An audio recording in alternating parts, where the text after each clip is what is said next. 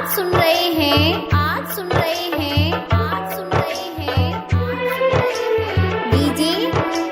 DJ माँ recording studio Dudhahi Kushinagar. करंग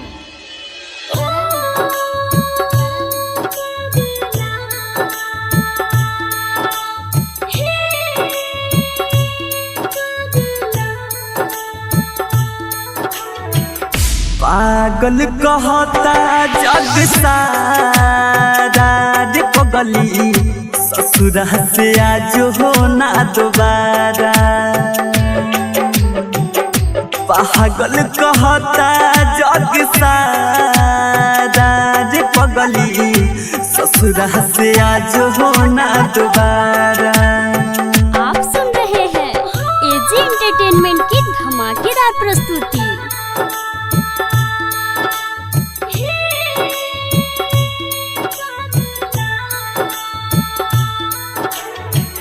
तोरा बिना होई ना गुजारा रे पगली ससुरा से आज हो ना दोबारा। पागल कहता जग सारा रे पगली ससुरा से आज हो ना दोबारा।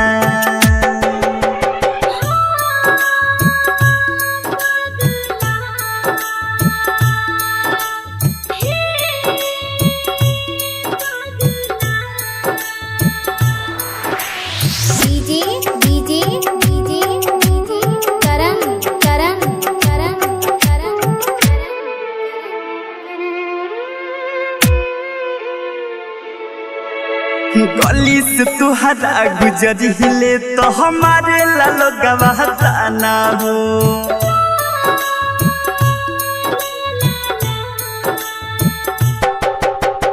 गली से तुहरा गुजरिले तो हमारे लालो गवाहता ना हो।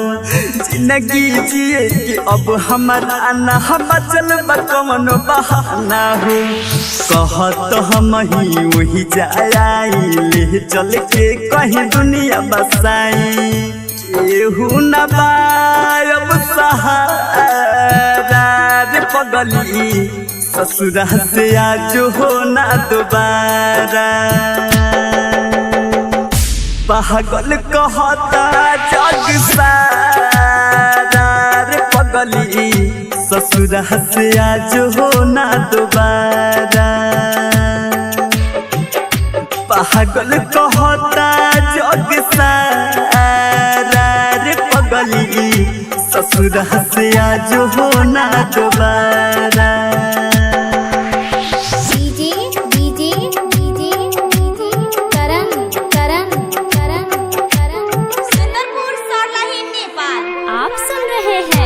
एजी एंटरटेनमेंट की धमाकेदार प्रस्तुति। राइटर रमजित बबुआ के ना कटता दिन हो रात हो।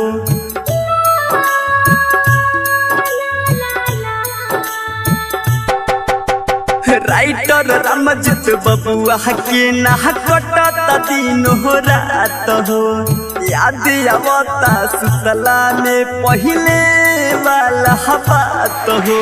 सुना जनबू कैसे जिहिले गोविंद राज संग दारू पिहिले। दिनेश के कहे सब आवारा रे पगली ससुरा से आज हो ना दोबारा। पागल कहता जग सारा रे पगली ससुरा से आज हो ना दोबारा। पागल कहता जग सारा रे पगली ससुरा से आज हो ना दोबारा।